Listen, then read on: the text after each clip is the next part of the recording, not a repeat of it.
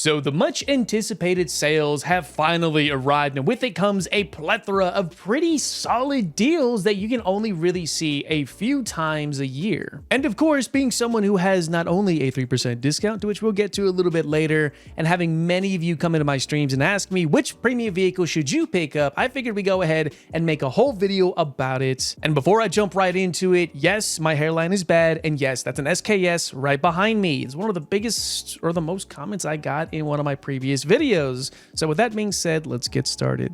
Oh, but first, a quick disclaimer. All of the vehicles we will be talking about is going to be exclusively for ground. There is one aircraft in this lineup, and unfortunately, it's only meant for the ground strike capabilities it does possess as a premium vehicle. And most of these, in fact, all of these vehicles are based off my own experiences with them. I do personally own them. Gaijin did give me some of them, with the added exception of one vehicle that I did purchase with my own money. But rest assured, nothing of what I'm going to be talking about is skewed by Gaijin. They have no input on this. No one has actually any input. It's just my own personal experiences on how I played and how I view these vehicles and why I think you should consider them for your own purchase. And of course, we can't forget a very important feature for this sale, and that is the discount link. Now, unfortunately, it's not going to benefit you. You're not going to see an extra 3% off. However, what it does do is it supports your local creator, saying that I have one, meaning that if you make any purchase, we still see 3% of that total value. So if you want to go ahead and help us out as a creator, that would be absolutely brilliant if you would keep us in mind when you do make that purchase. So with that being said, let's truly begin.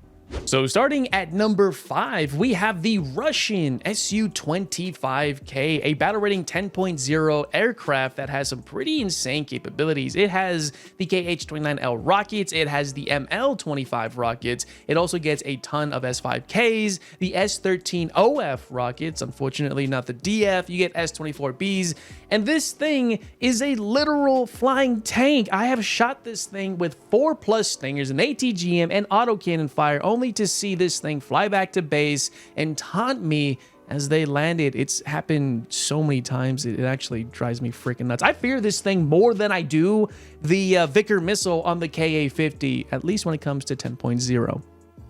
And at number 4, we have the German Tiger II SLA 16. This is essentially a better version of the Tech Tree Tiger II with an enhanced engine, but similar performance everywhere else. When it comes to armor, mobility-ish, it's a little bit better, but not by much. Exact same firepower, and I think that's pretty much it for when it comes to the two. Now, this thing was one of my first premium vehicles I ever picked up. It was actually the first one I think I picked up for the Germans, and even to this day, it is one of my absolute favorite vehicles to play, and one that I highly recommend you guys look into if you want that very balanced experience around 6.7.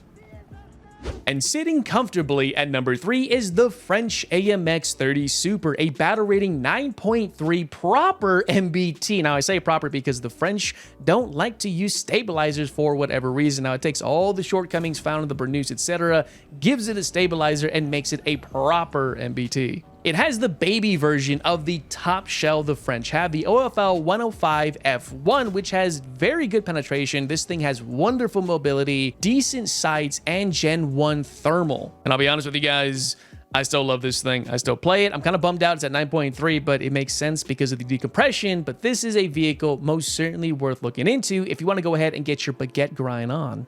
And sitting at number 2 is the Swedish CV 9105, a battle rating 10.0 premium vehicle that has unfortunately gone through the ringer of changes, but thankfully they're all for the better.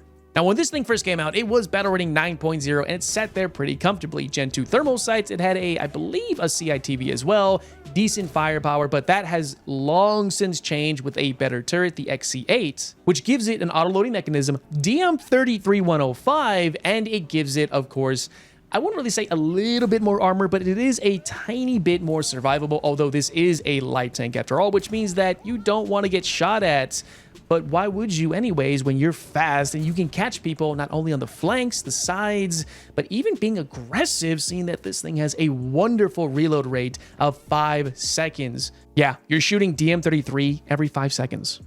At least for however many rounds in the first stage ammo stowage. It's really good and definitely worth a look-see.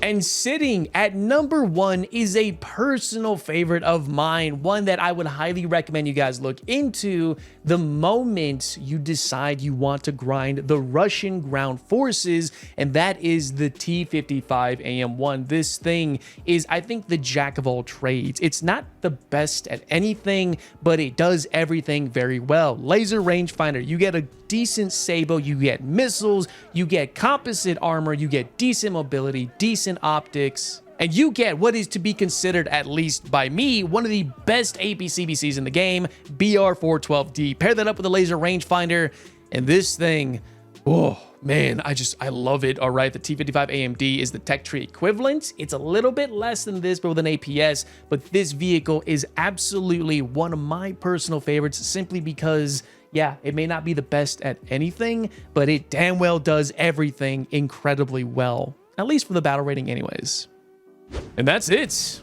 Well, that was kind of a short list, and this is kind of a short video, but let's be honest here. These are my absolute favorite vehicles, and many of which I would highly recommend to everyone of any skill level. Although, please keep in mind, and I gotta put the camera on for this one, okay, just to remind myself, editing Justin, that is, please, if you are a new player, don't buy a top tier premium vehicle, okay? You're doing yourself and everyone around you a disservice.